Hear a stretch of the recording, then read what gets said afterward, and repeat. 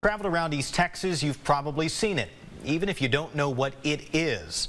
We're talking about an invasive plant that covers trees and fences called kudzu.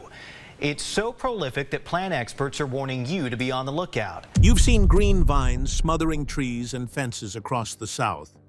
But what if that creeping green isn't just a weed, but a biological force defying every tool meant to stop it? Kudzu is not invincible. While kudzu is normally looked at as a herbaceous thing, right? Everything's green, you can kind of snap these off pretty easy. Alabama once launched an all-out war on this miracle vine, only to face consequences no one saw coming. How did a plant introduced as a simple shade solution become an ecological nightmare capable of cracking concrete and bending ecosystems? Just because it came in contact with the ground. You know, one of the detriments of kudzu is that it creates this blanket over the earth and it snuffs out everything underneath it. This isn't your typical invasive species story. From government programs to sprawling underground root monsters, the battle with kudzu reveals a silent war powered by climate, pollution, and biology. Alabama's battle against kudzu. Alabama's war against kudzu has been a long, grueling battle that often felt like fighting an enemy with superpowers. This invasive vine, once admired and nurtured, grew into a monster that defied every effort to stop it. Farmers, landowners, and officials mobilized cutting, burning, and chemical spraying, but kudzu seemed to shrug off each attack, returning stronger and more aggressive. What made this fight especially frustrating was how traditional methods that work on other weeds failed miserably here. Alabama's defenders faced a green invader that wasn't just growing, it was taking over entire landscapes and infrastructure. Initial attempts focused on mechanical removal using tractors, mowers, and machetes. But kudzu's fibrous vines wrapped tightly around machine parts, choking engines and destroying valuable equipment within hours. That are leaflets that often are lobed. And another characteristic about kudzu is it has these real hairy stems. Even if cut down meticulously, every vine node had the capacity to root anew, making mowing akin to planting thousands of new kudzu shrubs scattered across the soil. It became clear that tackling kudzu with typical weed control tactics was not only ineffective, but counterproductive. The plant's regeneration ability turned every failed clearance into a fresh start for the invasion. Burning was the next line of defense, and at first glance it seemed promising.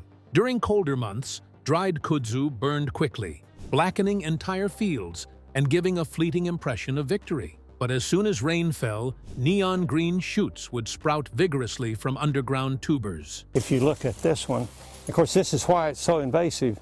It runs along the top of the ground. Fire destroyed the surface vegetation, but left the root system intact. This underground battery pack stored enough energy to regenerate repeatedly, mocking every fire as a temporary setback. Attempting to outpace kudzu's regrowth with fire became a war of attrition that Alabama simply could not win. Chemical herbicides brought a new wave of hope, introducing powerful poisons to target the plant at its source. Millions of gallons of herbicide were sprayed throughout the South. Just about everywhere, kudzu is a stubborn vine that just continues to spread across parts of the mountain. With visible initial success, leaves wilted and dropped. However, over time, farmers observed that kudzu was evolving resistance. The plant seemed to learn, reducing leaf exposure and protecting roots through a communication system scientists are only beginning to understand. When one portion was attacked, chemical signals warned the rest to conserve and regroup underground. This hive-like strategy confounded human attempts to poison the entire colony. As Alabama pushed to control the spread, more unconventional methods were introduced, most famously the use of goats. These nimble grazers were rented by the herds, kept constantly eating the kudzu to reduce its presence. Goats proved more effective than machinery or chemicals because they consumed kudzu almost to the ground. But this solution required continuous grazing for years, as kudzu's roots remained dormant until the goats departed. Important stories to tell about kudzu is that we can and have the means to ready to regrow. Sustaining large herds long-term posed logistical challenges, and once goats left, the vine resumed its slow, relentless spread.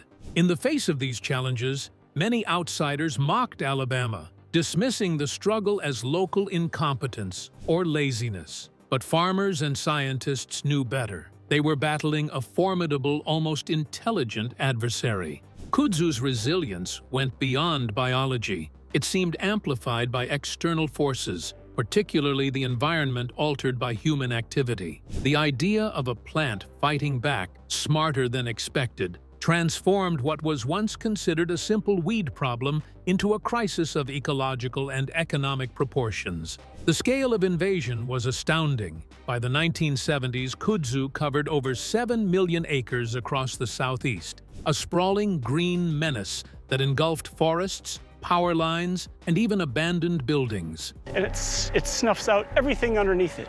This is one of the main reasons people would want to get rid of kudzu. Its weight stalked trees to their breaking points, snapping branches and ripping roofs off barns in a slow-motion strangulation. Locals witnessed entire landscapes masked in green, a creeping force that seemed unstoppable on any front. Alabama's battle was a desperate stand against a takeover threatening both nature and human infrastructure. Despite all efforts, the fight against kudzu left Alabama questioning the nature of the enemy they faced. This was not merely an invasive plant. It was a biological force operating beyond conventional expectations. And beneath the surface of this struggle was a secret waiting to be revealed, one that explained why kudzu was winning and why Alabama's wild solution was only the beginning of a much larger story. The origins of this story stretch back to a different era, where the seed of today's problem was first planted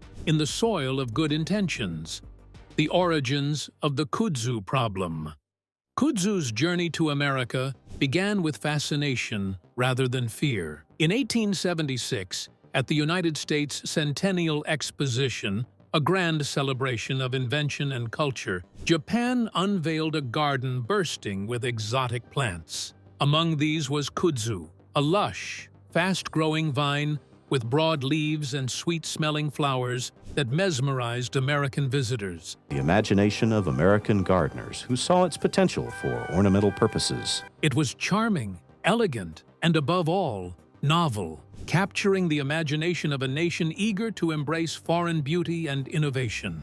Nurseries quickly capitalized on this excitement. They marketed kudzu as the perfect ornamental vine, promising cool, shaded porches in the heat of southern summers. Homeowners eagerly planted kudzu near entrances and along fences, watering and tending it with affection, unaware they were cultivating a future invasive titan. The vine's rapid growth was initially seen as a benefit, green canopies that grew quickly and provided comfort. Nobody imagined this gentle garden addition could turn into an ecological nightmare. The real turning point came during the desperate years of the Dust Bowl in the 1930s. American soil was ravaged by erosion, with its fertile top layer blowing away in dust storms across the plains. To combat this crisis, the government sought aggressive solutions to prevent soil loss and restore stability. Kudzu was brought to the U.S. in 1876. It was later used for erosion control by the government. Remembering kudzu's rapid growth, officials branded it the miracle vine and heavily promoted its planting as a soil conservation tool, even paying farmers substantial sums, up to $8 an acre, to cover fields with it. This government initiative was supported by kudzu clubs and festivals celebrating the vine, complete with crowned kudzu queens, framing the plant as a symbol of hope and renewal. Over 70 million seedlings were distributed and planted, transforming the landscape. But, amid the enthusiasm, no one adequately considered the vine's natural checks and balances. In its native Asia, kudzu is kept in check by insects and cold winters that limit its spread. One of the things that has kept kudzu in check in the past has been basically cold winters. In the warm, humid climate of the American South, these natural predators were absent. Freed from these controls, kudzu found itself in an all-you-can-eat paradise. By the 1950s, farmers began to notice an alarming trend. Kudzu was no longer confined to designated fields. It crept into forests, wrapped telephone poles, and engulfed barns. Its growth rate astonished observers, with vines extending nearly a foot every day under Alabama's summer sun. Locals started reporting eerie phenomena, like hearing the vine grow at night, a low crackling of fibers stretching and leaves unfurling. Just because it came in contact with the ground. You know, one of the detriments of kudzu is that it creates this blanket. What was once an admired ornamental vine had become an out-of-control invader, suffocating ecosystems and infrastructure alike. The government officially declared kudzu a weed by 1970, but by then the miracle had spread across millions of acres, its control slipping out of hand. What began as a well-intentioned environmental effort had transformed into one of the most serious biological invasions in the United States. The long road to managing kudzu was now underway, but the vine's remarkable biology was about to complicate matters even further. Hidden beneath the striking green canopy was a secret of survival and growth that made kudzu a foe unlike any other plant. Kudzu's growth secrets. Kudzu's extraordinary growth capabilities stunned even seasoned botanists. It isn't just that it grows quickly above ground.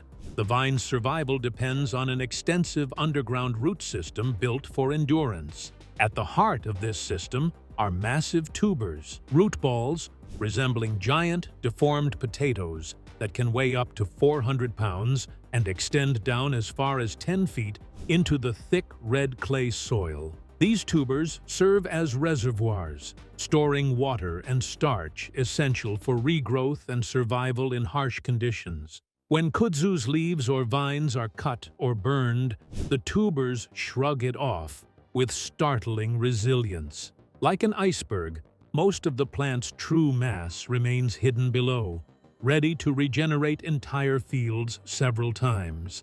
This underground battery supplies enough energy for rapid regrowth, frustrating human efforts that focus only on visible parts of the plant. No matter how intense the surface attack, kudzu bounces back, often stronger and more aggressive. Above ground, kudzu's vines are tough, fibrous ropes, far from the delicate foliage people might expect. With every node where a leaf grows, capable of rooting and sprouting a new plant, kudzu turns mechanical cutting into a propagation machine. Running a mower across a patch isn't destruction, it's cultivation. Each chopped segment becomes a seedling, scattered across the landscape to take root and spread. Kudzu also pumps water fiercely through its vascular system to support its rapid expansion. Researchers suggest the plant generates audible vibrations from hydraulic pressure within its vines, an eerie humming that, once dismissed as folklore, might actually be the sound of kudzu's relentless growth. This biological vigor lets kudzu outpace most native plants and withstand prolonged drought, giving it a double advantage in the changing southern climate. This combination of underground endurance and aggressive surface growth makes kudzu virtually indestructible. Efforts to control it must contend with this deep-rooted energy stash and the plant's ability to morph and spread with alarming efficiency. Its survival strategy is not just biological, but may involve a sort of communal response. Some scientists propose kudzu vines communicate chemical signals to share danger alerts, triggering coordinated defense mechanisms. Understanding these secrets is essential to unraveling why kudzu has outmatched traditional controls for decades. This knowledge also explains why Alabama's wild attempts to eradicate it resulted in frustrating near misses, and why the problem today remains so entrenched. The biology of kudzu grants it a kind of intelligence in survival, forcing humans to rethink their approach entirely. As human efforts faltered, the vine's roots dug deeper, both literally and metaphorically, into the soil and the ecosystem it threatened, forcing Alabama to rethink every strategy they had trusted. The failure of mechanical and chemical controls. Despite Alabama's fierce determination, the battle against kudzu soon revealed the limits of traditional control methods. Mechanical removal, including mowing and tractor clearing, was the first approach. However, Kudzu's tough, fibrous vines weren't like ordinary grass. They wrapped tightly around machinery components, choking engines and breaking equipment in mere hours. This relentless damage made clearing large areas expensive and hazardous, turning machines into traps rather than tools. Even cutting kudzu back often backfired. Each vine node, those points from which leaves grow, can root directly into the soil and become a brand new plant. So rather than reducing kudzu, mowing chopped the vine into countless fragments, effectively scattering seeds across the landscape. What seemed like cutting the problem away was actually planting the next generation of invaders. Alabama's war was turning into a tragic cycle of accidental propagation with every attempted clearing. Fire was another desperate measure, used to scorch the leafy canopy and reduce kudzu's vigor. In winter, dried vines ignited rapidly, creating dramatic blackened fields that appeared at first to mark triumph over the invader. Rain would coax vibrant green shoots to burst forth from the soil, neon signs that the underground tubers remained unharmed. This regrowth was swift and furious, as if the fire only made the plant angrier. Over time, burning proved to be a tactic that cleared the surface, but never dealt a deadly blow. Chemical herbicides held initial promise. Alabama and surrounding states sprayed millions of gallons of potent poisons, watching kudzu leaves wither and drop. Yet, the victory was deceptive. Farmers soon noticed the plant's resilience growing stronger. Kudzu wasn't just dying more slowly. It seemed to be adapting, responding to the chemical attacks with a survival intelligence that baffled traditional botany. When one part was targeted, chemical signals appeared to warn other vines, triggering defense mechanisms that minimized damage below ground. This phenomenon led some scientists to explore a new field called plant neurobiology, which studies how plants sense and communicate danger. Kudzu vines might employ a hive mind strategy, sharing chemical alerts across the networked colony. When sprayed in one section, the entire patch reacts by shutting down leaf stomata and conserving resources underground until the threat dissipates. This adaptive communication made eradicating kudzu with herbicides more difficult each year. As the vine outsmarted machines, fire, and chemicals, Alabama's desperation grew. The plant's physical dominance was terrifying, capable of pulling down mature oak trees under the weight of its water-laden vines. This green concrete effect crushed forest canopies, snapped power lines, and caused barns to collapse under the relentless strangulation. The vine's persistence was a constant reminder that human tools were inadequate against a foe that evolved beyond simple biology. Reports even surfaced of kudzu's curious attraction to electricity, frequently climbing utility poles and wrapping around transformers. Utility companies spent millions removing it from power lines annually. While scientists generally attributed this to the plant's search for sunlight, the coincidence of targeting electrical infrastructure added a layer of unease. Could kudzu be feeding on electromagnetic fields? No conclusive answer exists, but the potential implications are unsettling. Faced with repeated failures, Alabama and other southern states were forced to consider alternative and more labor-intensive strategies, such as biological control. This shift marked a recognition that mechanical and chemical controls were insufficient for the scale and resilience of the kudzu assault. The crisis deepened as every conventional weapon left the vine not just surviving, but thriving. The fight against kudzu seemed an unending test of human persistence against a biological force increasingly difficult to contain. As the shortcomings of machines and chemicals became painfully clear, Alabama turned to a surprising ally in this battle: the goat solution and its limits. When machines broke down and chemicals lost their edge, Alabama's farmers embraced an ancient form of weed control: goats. These nimble grazers proved to be the only obvious creature willing and able to eat kudzu down to its roots. Goats would tirelessly graze on the stubborn vines, nibbling foliage and pulling stems in a way that mimicked natural herbivory, drastically reducing Kudzu's vigor in controlled areas. This biological approach caught attention for its effectiveness where other methods had failed. Despite goats' promising results, their use wasn't without significant challenges. To effectively control Kudzu, goats needed to remain on infested land continuously for years. The moment the herd was removed, the resilient tubers would awaken, sending out fresh shoots ready to reclaim the territory. This made grazing an ongoing commitment rather than a quick fix, requiring substantial resources and management to keep herds in place over long periods. Logistically, maintaining large numbers of grazing goats posed problems for many landowners. Some areas were not conducive to grazing due to terrain or access, and concerns about the goats' impact on other vegetation and soil condition arose. The economic cost of hiring or purchasing herds for sustained periods added complexity. For many, the goat solution was an exercise in patience as much as biology.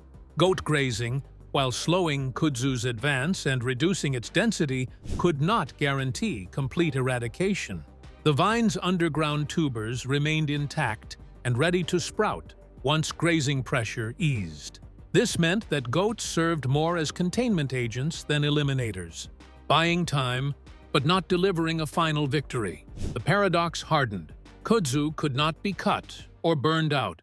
Poisons were losing effectiveness, and goats required decades-long commitment. The biological defense of Kudzu emphasized its extraordinary adaptability and resilience. This raised questions among scientists and locals about whether they were truly combating a plant or a living system evolving to survive human interference.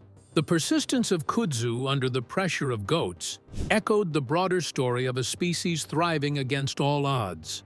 The battle felt less like eradication and more like coexistence, for the time being. Meanwhile, the public's perception often misunderstood the use of goats. Outsiders mocked Alabama for letting a weed overrun the South, ignoring that the locals were grappling with a uniquely resistant problem. This discrepancy between public opinion and ecological reality added frustration to the challenges on the ground. Alabama's farmers and scientists found themselves fighting against not only Kudzu, but also skepticism. This mounting struggle exposed a deeper truth. Kudzu's power might be fueled not only by its biology, but by changes in the environment beyond Alabama's borders. The very air and soil seemed to conspire in the vine's favor, providing it with a hidden edge, an invisible steroid. Scientists began to wonder if pollution and climate change were tipping the balance in Kudzu's favor, making it stronger, faster, and harder to control. The realization that Kudzu's secret weapon came from the atmosphere, that pollution was enhancing its growth, reframed the battle. Alabama's war against the vine had become part of a larger environmental crisis, one that literally spread through the air. This raised the stakes far beyond Kudzu's green vines to questions about humanity's impact on the planet.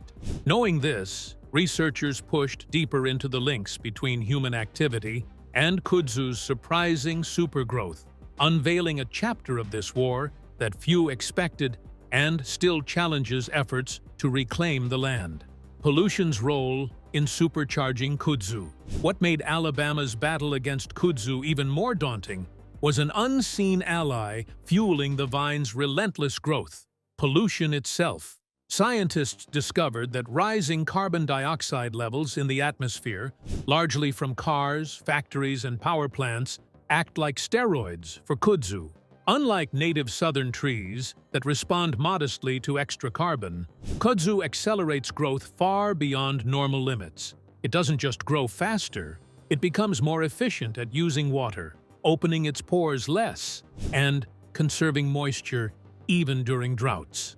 This carbon boost gave Kudzu a double advantage: hydration when native species suffer from heat and dryness, and a mutation in functionality that made the vine larger, harder, and more resilient. Essentially, Kudzu was bulking up on a diet enriched by modern industry, turning into a biological powerhouse, feeding off human pollution. This discovery validated long-held suspicions among Alabama farmers that they weren't just fighting an ordinary weed. They were up against a plant enhanced by the global economy. But the effects didn't stop there. Massive kudzu infestations alter the local environment by creating heat islands.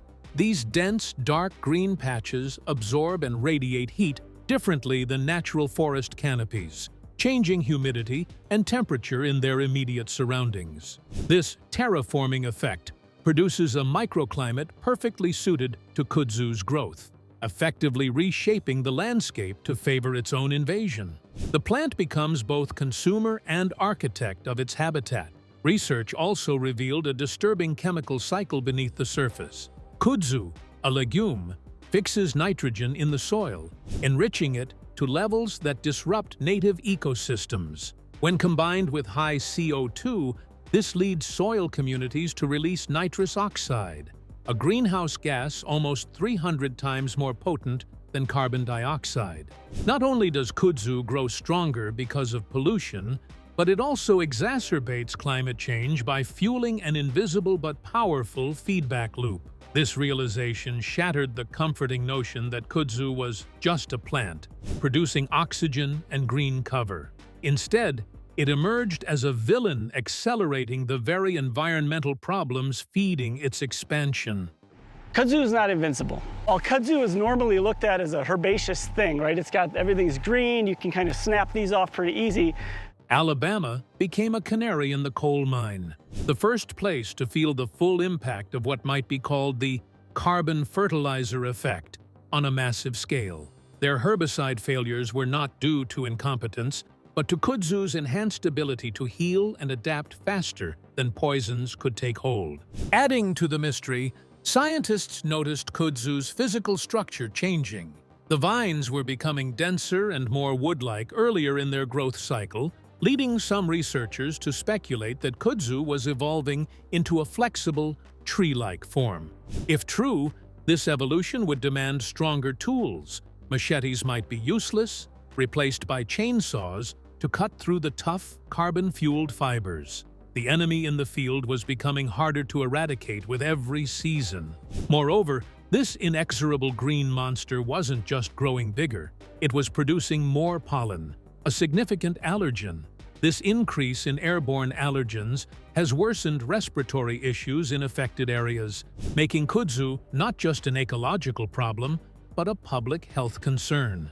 The air people breathe in the south became harder to tolerate, a direct consequence of the plant's supercharged existence. Where kudzu alters the air, it also transforms the earth beneath, silently preparing the soil to welcome its advance. Kudzu's ecological impact and spread. Beneath kudzu's leafy canopy, a chemical war rages in the soil that few see but many feel. Because kudzu fixes nitrogen, it deposits excessive amounts into the earth, radically altering soil chemistry. Unlike native southern plants adapted to poor, nutrient-lean soils, this nitrogen overload favors kudzu and other aggressive weeds. Native seeds often fail to germinate or survive, effectively driving local plants toward extinction and turning once diverse ecosystems into monocultures dominated by the vine. This phenomenon is known as the zombie soil effect, where the land remains chemically hostile to native flora even after kudzu is removed. The plant leaves behind a toxic legacy, cursing the soil to prevent others from reclaiming it. This makes restoration a daunting task and helps explain why ripped-up kudzu fields often revert to invasive species or degraded grasslands instead of original forests. Adding another layer of darkness, some ecologists suggest kudzu cultivates a unique underground microbiome.